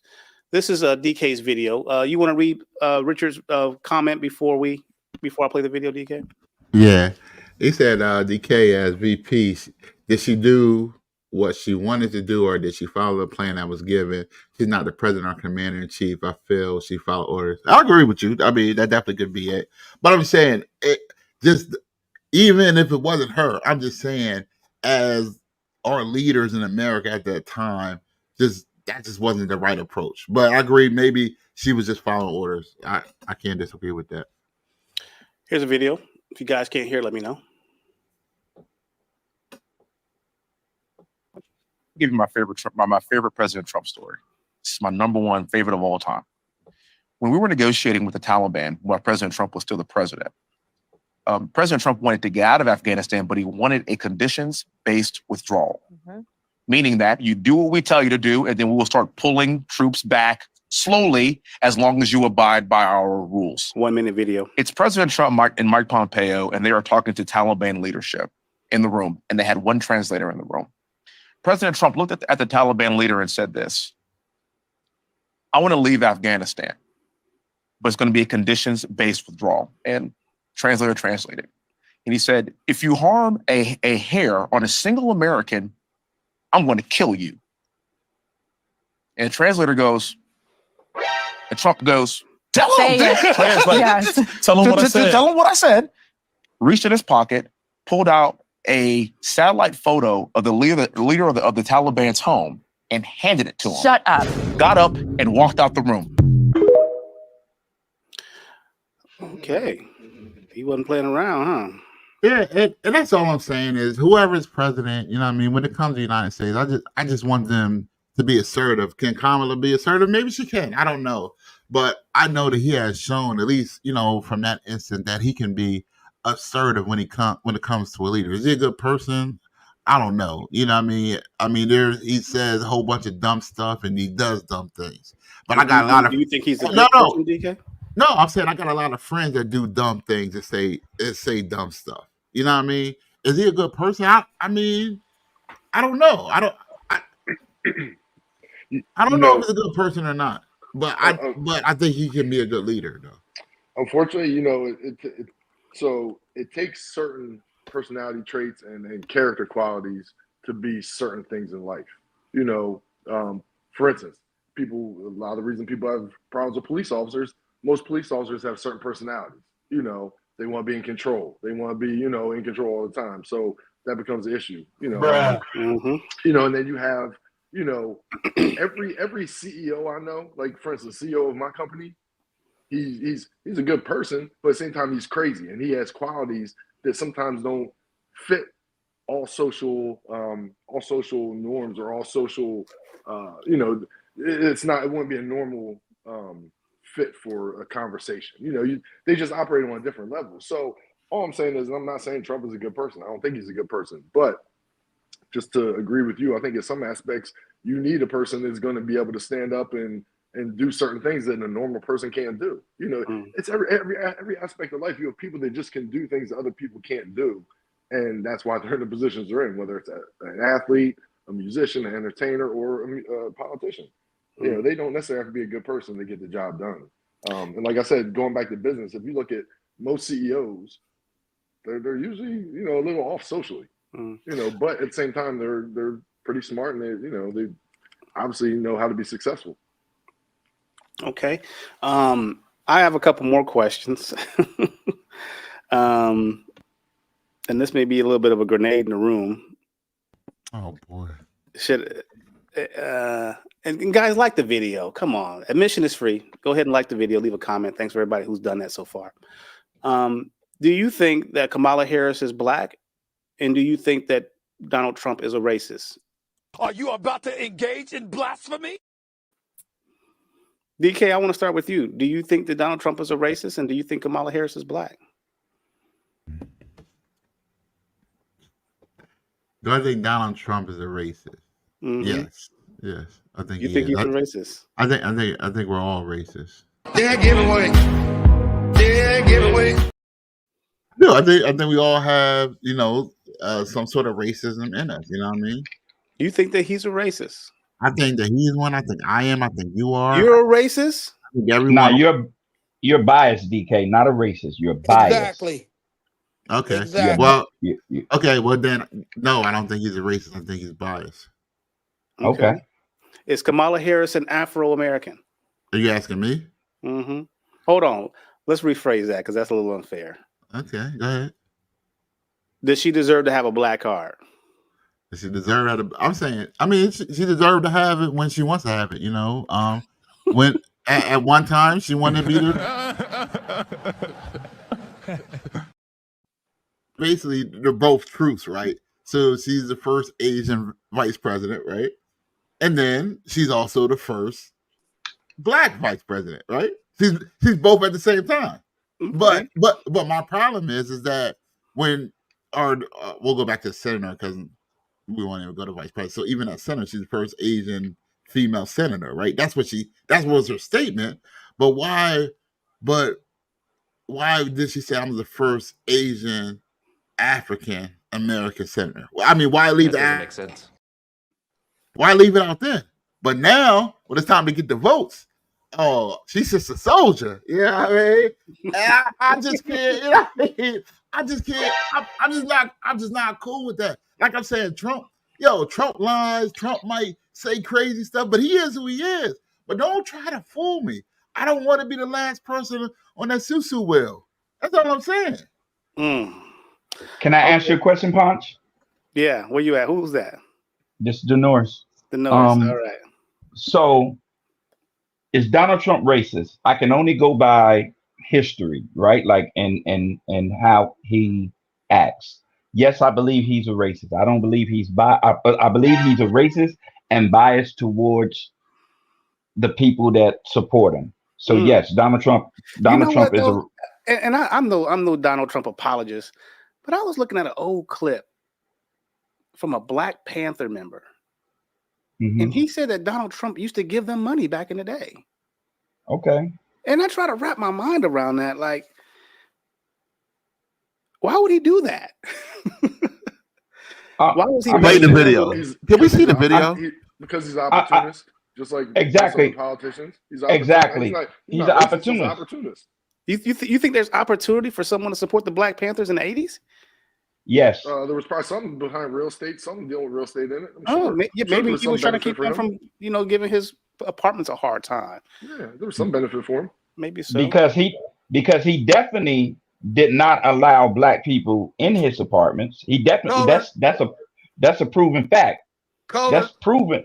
I don't know if that there's Black people in my apartments. Color. They acting these days. What'd you say? Tearing my stuff up. Yeah, I said it. I'm background checking all y'all. You ain't be tearing my stuff up. So if that's racist, I'm racist. Okay. Okay. All right. And then as far as Kamala Harris being Black, okay, so we as African Americans are the only people, dark-skinned people, in the world that is considered Black. Right? Everyone else is considered either you're Ethiopian, Nigerian, Indian, like and we're the only people that's considered Black. So is she Black? Well, considering the fact that Jamaica was a breaker state, her father is Jamaican.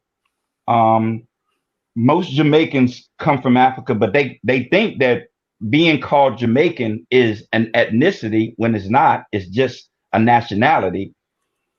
The ethnicity is coming from Africa because that's where Jamaicans, Barbados, Brazilians, they all came from. So is she Black? Yeah, she's Black. Interesting. Because I read City, and I'm playing the advocate here. Because Sidney Poitier, I read his book back when I was young. And Sidney Poitier, he's Caribbean. I don't know if he's from Jamaica or not, or the Bahamas. I'm not sure. I forget. But he made it so clear that he wasn't like these other folks, And that was a part of his success, even in his own mind, because he did not see himself tethered to the African American experience, the foundationally Black American experience, the African descendant of slave experience. He's like, I'm not one of those people. I'm something extra or something different. And so when I see a lot of Caribbean folks, I see two things. One, as Black folks, we have you watch Black Panther and it talks about the child that was left behind, right? And that child is looking for an adoptive family in the character of Killmonger. That's how we are as Black folks. We're not only trying to adopt a family, we're not only trying to be a part of a family, but we're constantly trying to adopt people into our family. And a lot of those people don't want to be there. So that's how I feel about Kamala Harris and being Jamaican. There's more to that, with her actual father's lineage and her mother. But I don't really feel that Jamaicans see themselves as African Americans. We just have a soft spot for anybody that look like us.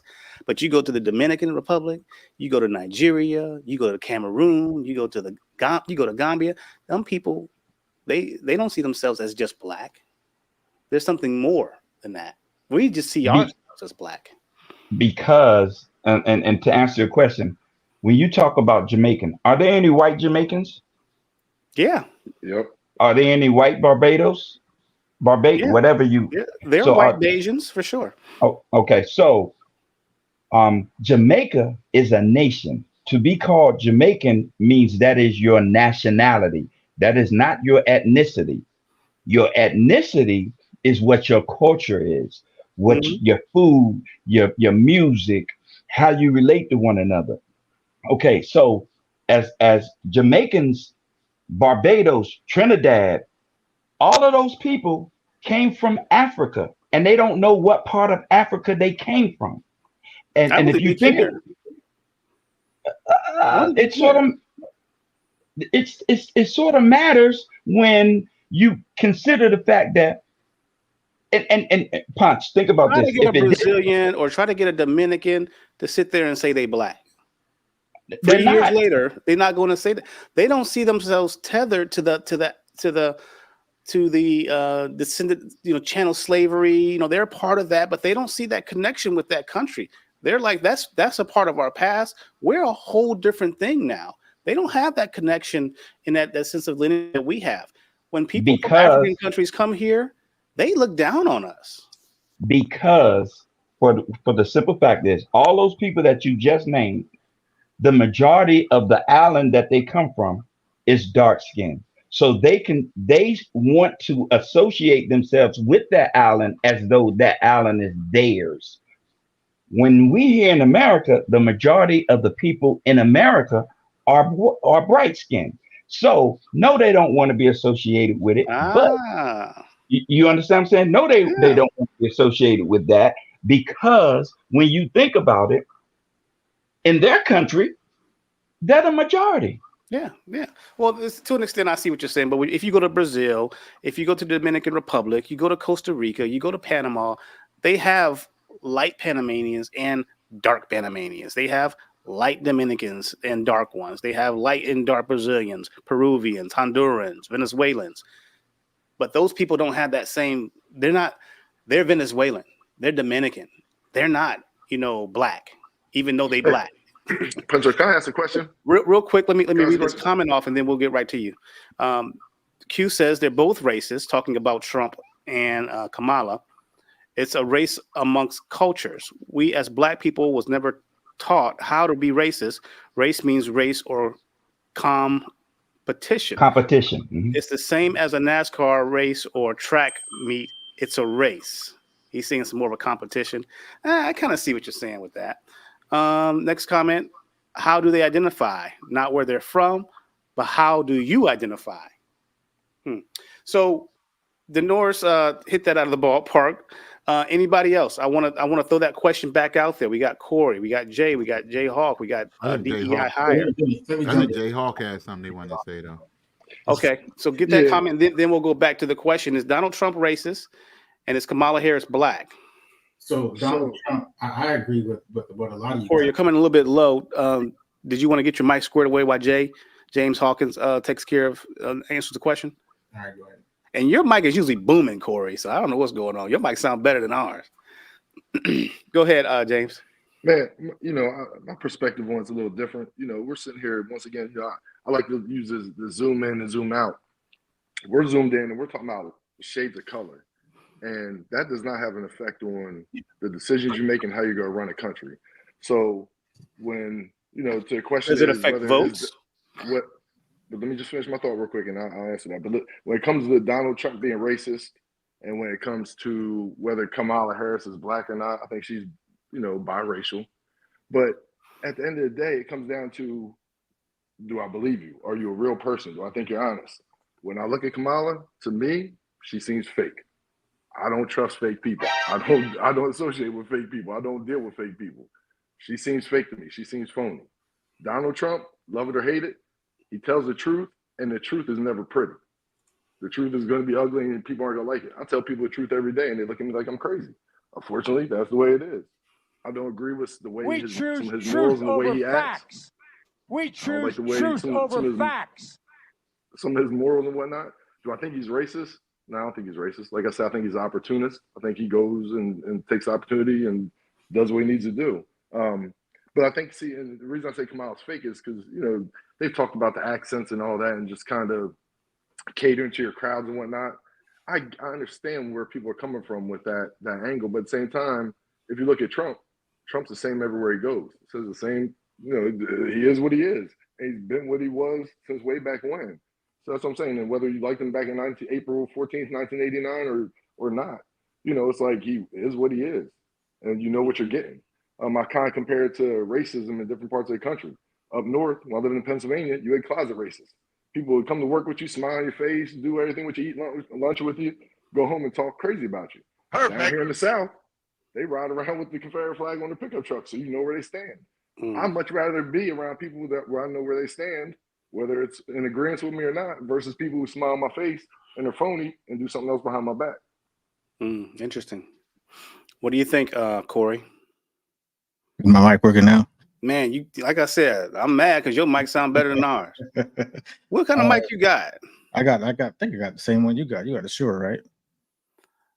I can either confirm or deny that. Man, it looks like you got a Shure. No, I agree with all you guys, right?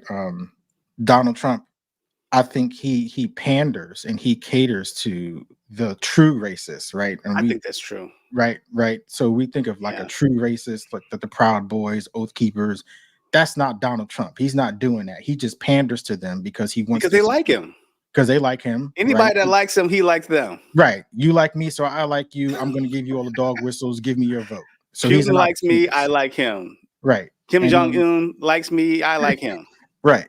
And then as far as the whole thing with her being black and all of that, race is a construct of American culture. Really? Right. It is. In Western society, black and white. So it doesn't matter whether you're from Trinidad or if you're from Jamaica, if you're from Africa. In America, if your skin is dark, you're black. You think she's playing off of that right? fact? In America, if a dark-skinned man is walking down the street and they call the cops, right? They're going to classify him as a black man. Nobody's going to look and say, oh, what ethnicity, what island did you come from? What country did you come from? No, you're black in America.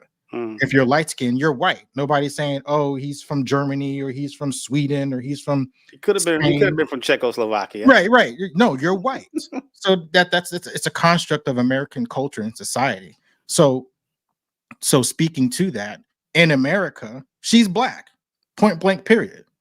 But I live by Indians, red dot, not feather. And they ain't got nothing. If there's any Indians watching, close your ears. But they ain't got nothing in common with us. They don't really want much to do with us. They have a totally different. But I will caveat that I do have Indian friends, and I do have friends who are Guyanan, and some of their family is blacker than me, and some of them look like they're in a Bollywood video because they look like that kind of Indian. But but they're mostly Christians too. Aside from a connection with Christianity, most Indians ain't got nothing for me over here, Right. So it's like, how can she have that tethered to her, being an Indian American, and bridging that with an African or Bahamian? Yeah. So, Ponce, can I ask you this, Ponce? Mm-hmm. Do you consider your Indian friends or your Indian whatever associates, do you consider them black? No. Right. Now, don't get me wrong. Some of them look like Right. African Americans, But you don't consider them black. I would love to, because like I said, as black folks, we want to adopt anybody that's not white to us, but they don't want to be adopted to us. They're different culture. They eating curry, we eating collards, totally different world. Yeah, I had this friend, I don't know, Jim, if you remember this guy, I knew, right? I knew he was a little lighter than me, but I never considered him black. You know what I mean? He wasn't white, but I never considered him black. I always considered him Indian. Always. Was he 100% Indian? Yeah, he was 100% Indian. So Kamala's not though, right? No, I got you. I got you. Right. Yeah. Where did Kamala Harris grow up at? Canada. No, sometime in Canada, but not the whole part in Canada. She grew up in a neighborhood in California, a black neighborhood. Where did she go to college at? Howard. What did she pledge? AKA. Now, what do all those things have in common? Black. That's set up. Now that not Norris, you're making a good point, but there are some issues with that. You think about Rachel Dolezal, who was over in Washington State the same time I was over there. She was a white woman, as white as white bread, and she identified as an African American. She ran the NAACP over there until she was outed. So we're saying that we can just put on, a pair of saggy jeans and a do-rag, and we got hair that's as white as, straight as silk and white as snow, and we're able to be black now? Is black just a black face? Is ethnicity a black face? Okay, so Rachel Alizar, did she grow up in a black neighborhood? Did she hang around black people? Did she? Okay. So how does this determine who the president is? Why does this matter who the president is? Wait a minute, because we're talking about black. Because everyone is saying that Kamala Harris only is black because she needs our vote. Let's make it clear. What determination does that have on her doing the job as the president of the United States? Well, we're talking about, and I agree, we're talking about the voting portion. She's leveraging votes by, in my opinion, saying that she's a black woman now, because that's more beneficial than saying that she's an Indian American. But why and people sincerely believe that she's a black woman, and therefore, for example, from my family, I get texts all the time talking about we need to support our black women like Kamala Harris, and I'm like, since when? When did she become black? So it's kind of confusing to me. But when did she say she was black, a black woman? Do you have the footage of her saying, or us adopting her as a black woman? Do you have a footage of her saying, I am a black woman? Yeah, I'm sure there's something out there. I think I've seen something. But let me say this. It's just a perfect setup. Number one, she couldn't get through the primary. She's no way she could win Democratic election. There's no way she could get through there. Obviously, we have seen that already. Number two, so now she's in a position. This is all she has to do is this is what they're telling us as Democratic voters, or y'all as Democratic voters, is vote for her because she's a woman. Vote for her because she's black. That's it. And vote for her that she's a Democrat. That's all. That's it. If she don't say nothing, she could get more votes by never saying one more word. Because all they're doing is pushing down our throat. Hey, she's Democrat, she's a woman, and she's black. Vote for her. No substance. Just that's it. That's what they want. That's what DK. And that's what's sad to me. And DK. Yeah. DK, I'm sorry to cut you off, but no, you're good. But Kamala Harris, when you think about politics, Kamala Harris is the only person that I've seen in a long time that actually went through the process up the ranks to get to where she was going, and they wasn't given those positions wasn't given to her. She was elected to the wait a minute. She went from prosecutor to DA to state attorney to Senate, and all of those besides prosecutor were elected positions. That means she was voted into those positions. So if you think, bro, hold on. Now let me tell you one. So So, but you telling me you can get 0 electoral votes and run for president? What But I'm you went saying up to the you rank. is, what I'm Come saying on, to you man. is, what I'm saying to you is, Donald Trump done ran for president 3 times. Three But it got, times. yeah, but you talk about going through the process. I mean, he got the electoral votes. No. He beat everybody he had to run against to get there. She didn't beat anybody. What Not I, one, so not one person. so Not what one. I'm saying, so what I'm saying to you is, you're absolutely right, and these are extrinsic circumstances, right? Joe Biden is old, or what? So what we supposed to? What was the solution When did he get when old? Joe Biden? He It was been a You're old. setup. popping again. It You're was a popping setup, again, bro. bro. I It was think a that's your blood pressure monitor that's listen, going off. listen. No, It was I it was believe. a, it was a I setup. believe it. I believe So, it was a setup too. I believe that was the plan. I trust and believe. I believe that was the plan from the beginning.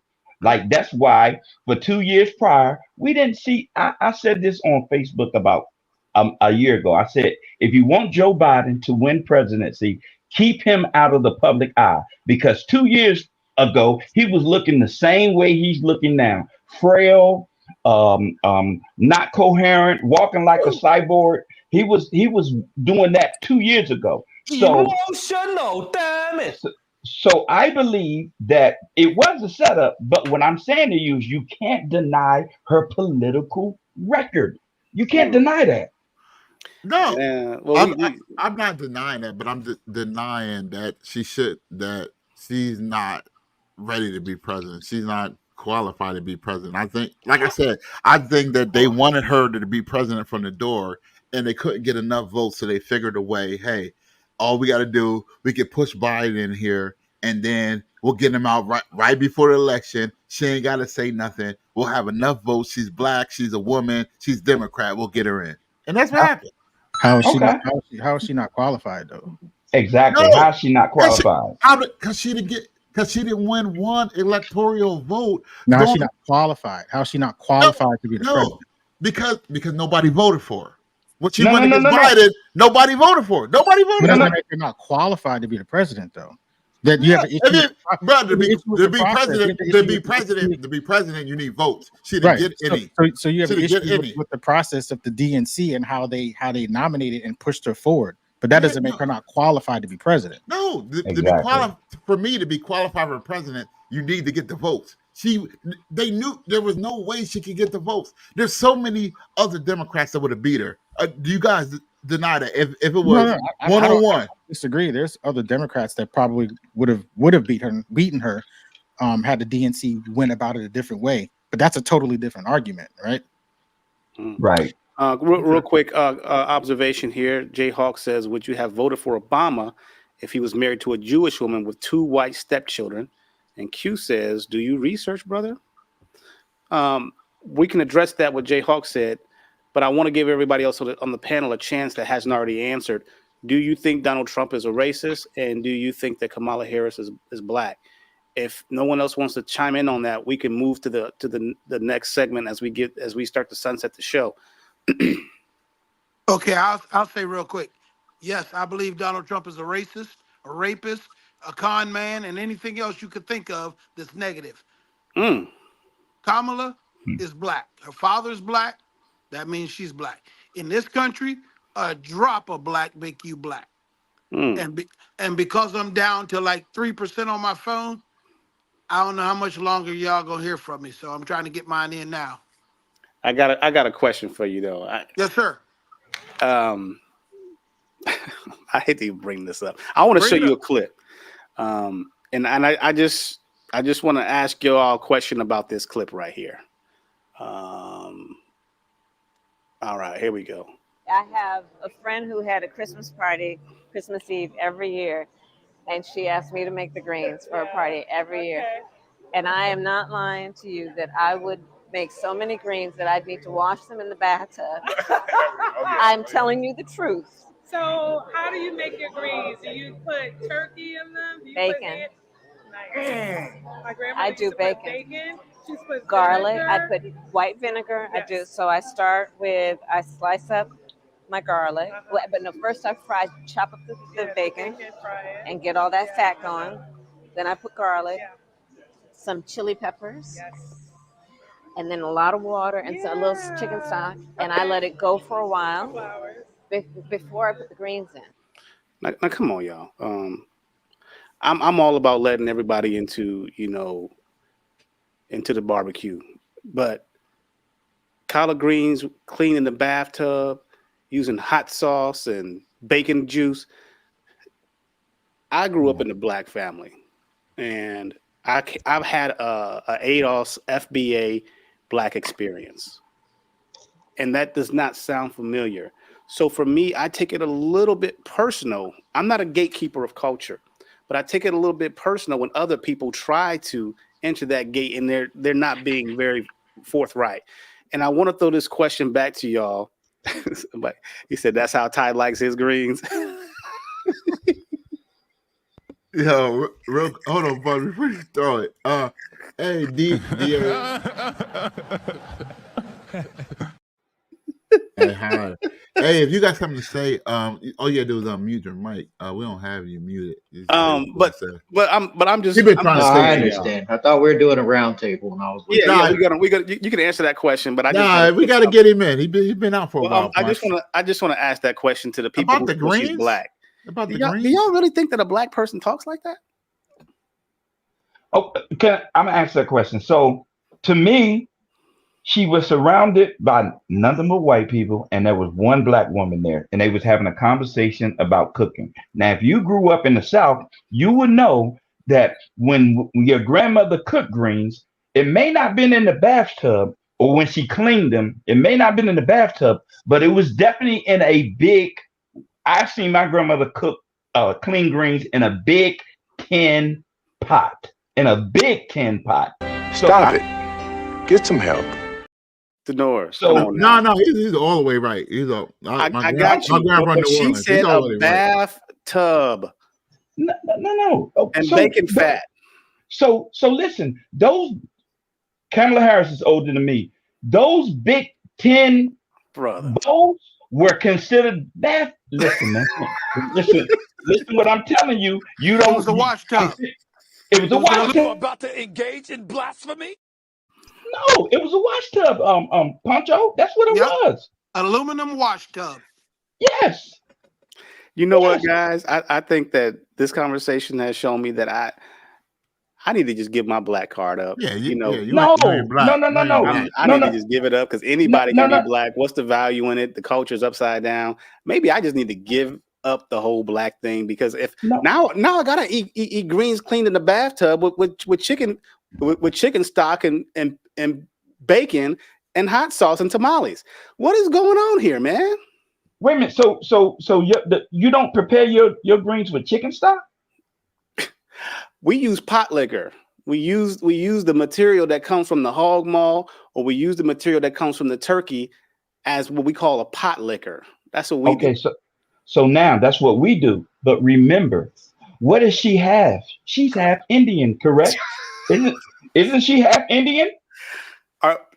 Let me just end this because I don't want to dwell on this because you sound like a surrogate right now. Yeah, she forgot to say about the curry. She forgot to put the curry in there. Yeah, she making curry. She ain't making collards. But what I'm saying is, would you eat them collard greens that she made? That's all you know. Would you eat them? Denora. If she would I eat the collard greens that she made? Would you eat Kamala Harris's collard greens? I have eaten collard greens from Indian people that were good collard greens. I don't know how they prepared them, but they were good collard greens. Okay, they were good. So if they were the same collard greens that I ate at an Indian restaurant and they taste like, I would eat them. Are black people the only people that eat collard greens too? I don't eat chitlins. I'm hoping you don't. Well, they got I did. They got collard greens on the menu at the Indian restaurant. Stop it. Get some help. Oh my God! You haven't eaten. Sorry, I don't know. I never. No, they don't. Where? I never been to collard greens Are you serious, yo? Come on, maybe y'all have. I haven't seen that. So I'm gonna ask you a question. So are black people the only people that eat collard greens? I'm not saying never saw. For the most part, yeah, we are. I never saw that Indian restaurant. Only people that you got the Koreans that have kimchi, Asian, Japanese love they cabbage, but for the most part, I've been all around the world. Now, somebody correct me if I'm wrong, but I ain't never had no collards from no Koreans. What do you think kimchi is? Exactly. Kimchi ain't collard greens; it's cabbage. No, What it's y'all talking about? You said kimchi, and then you said somebody else had cabbage. Kimchi is kimchi is cabbage. I'm just using a play on words. Okay. I'm being lyrical. Okay, but I don't want to hang up on that point because it is subjective. I mean, we're gonna pass it over to BJ. But all I'm saying is, y'all. No, we pass over to DAI higher. Okay, DEI higher. So I just wanted to ask y'all because I thought that Black was an experience, it was a culture, and we had something unique as African Americans, foundationally Black Americans, African descendants of slaves. But apparently anybody could do this, and they can do it out their bathtub. Everybody don't cook their collard greens the same. Period. What? Everybody don't fry their chicken the same. Everybody don't. You about to engage in blasphemy? Just because. Go ahead, but so what you're saying is your collard greens that you eat or that your mother or your grandmother prepared taste just like someone else's. Oh, you mean the taste? I'm talking about the preparation. Ain't nobody washing collard greens in bathtubs. You wash it in the sink. Listen, come on, boss. I have seen collard greens being washed in a wash tub in New Jersey, but a bathtub at the crib that somebody just got out of.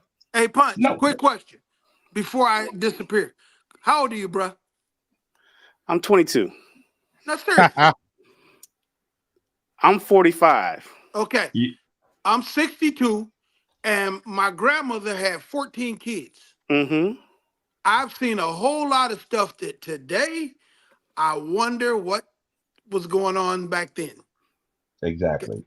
Okay. The wash tub was a big aluminum pan that they did laundry in, and a whole lot of and y'all bathed in that container too? Well, we didn't, but they did laundry in it.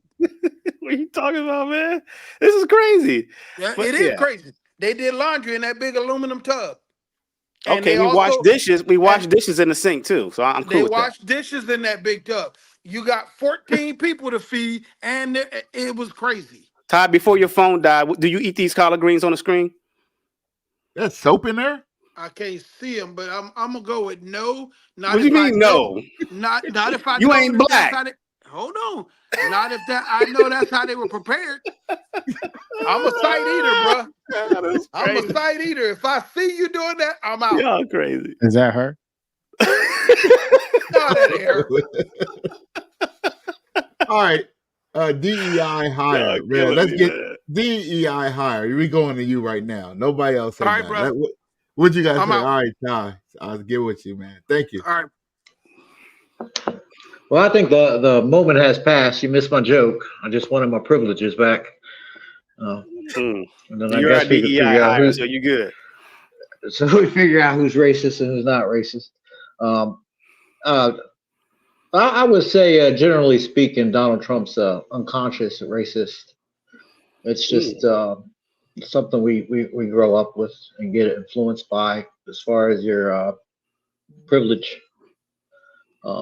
And Kamala, just listening to everybody on the panel, that's very difficult for me because I've been accused of many things. And if it's based on the blood type, I guess the answer would be no. Based on culture, I guess it could be yes. Do you eat these kind of collard greens, DEI higher? You eat these greens? No. See, my people were from the South, and we did ham hock and then boiled it down in a pot. What would happen if y'all ate collards out of bathtub? I don't think we even had access to a bathtub. That's just that's just South. That's a Southern thing. And I'm just being a little tough on y'all, and I'm not a gatekeeper of culture, but to me when I heard her say that, I was like, yeah, ain't no way in the world this woman is Black. Yeah, give it away. Yeah, give it away. Just don't play in our face about it, right? And then she's like, I swear, come on now, just keep it real, you know.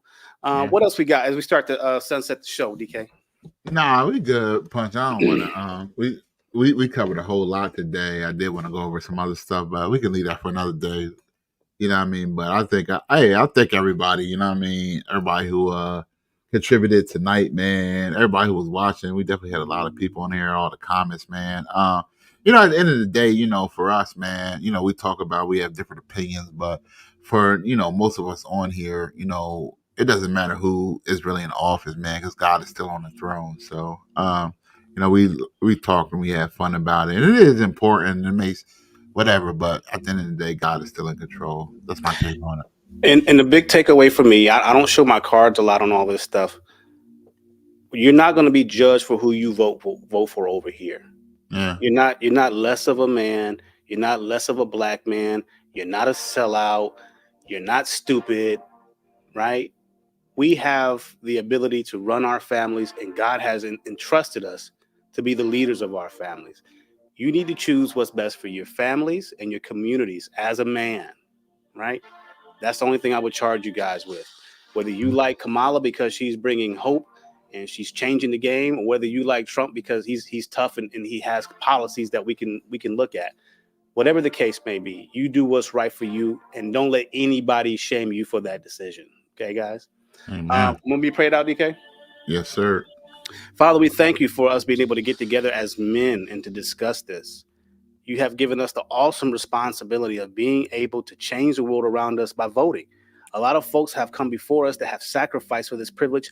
Don't let us take this lightly. Don't let us take this lightly. Cool the hotheads when it comes down to the election, and don't let this be a reason for our families to be separated, Lord. We pray that you continue to bring us closer to you, and that whatever the decision that we make, that our president be in your hand. We pray all these things in Jesus' name. Amen, amen, and amen. Amen. All right, guys, we really enjoyed having you here, but that's the show. Make sure you like the show, guys. Come on, send us a like, give us a subscribe, go from there. Appreciate you coming out.